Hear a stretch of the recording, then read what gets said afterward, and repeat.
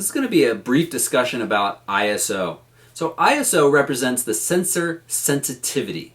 The larger that number is, the more sensitive your camera sensor is to light, and the more light it is able to capture in the same amount of time. Now, the downside to making your sensor more sensitive to light is you get increased noise, grain in your images. In today's modern DSLRs, we're talking 1600, 2000, 3200 is when you start to see that noise. It does really depend on your exposure levels, and we'll touch more on that in just a second, though. There is also an option in here for setting your auto ISO where the camera is deciding what the ISO should be set at. Now, let's do a quick exposure recap.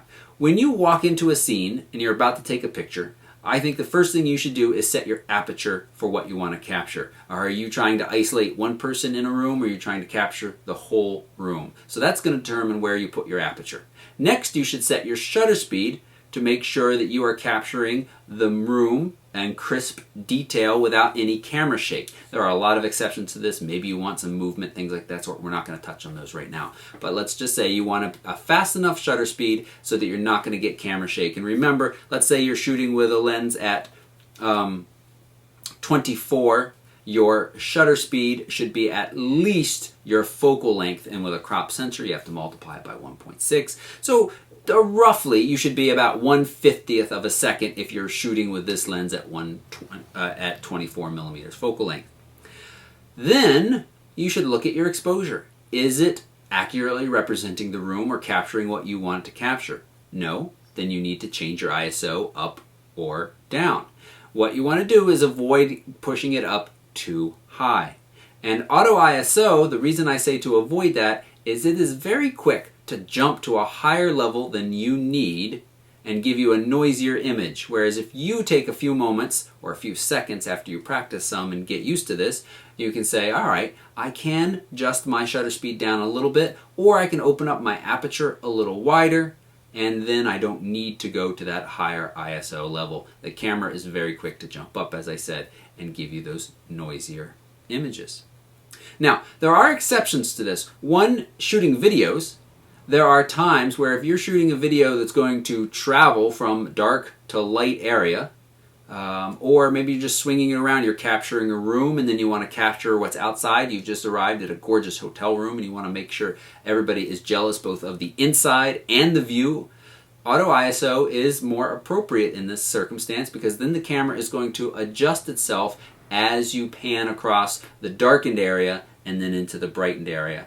Be aware that there is a delay as the camera's metering brain says, okay, looking at something new, adjust ISO. Looking at something new. It is not instantaneous, and you will see that. I don't think it's necessarily distracting, but it's something that you should be aware of. Again, not used in professional settings, but your vacation videos of your nice hotel room, I don't really consider professional settings.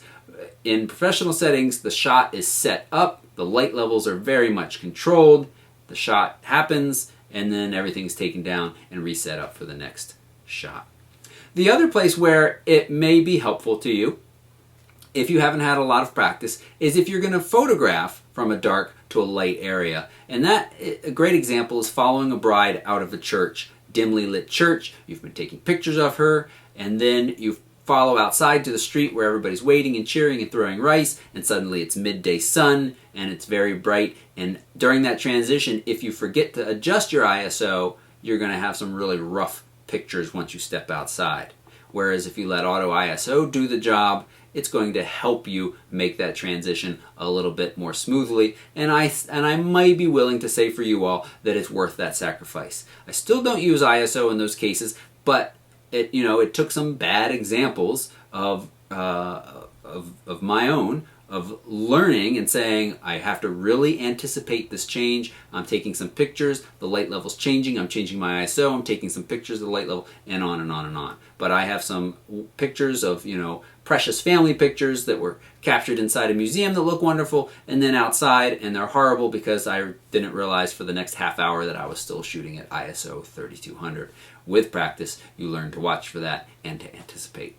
So, this was a brief discussion of ISO and auto ISO. If you have any questions about it, just leave a comment down below or come over and find me on Facebook. I would be happy to answer.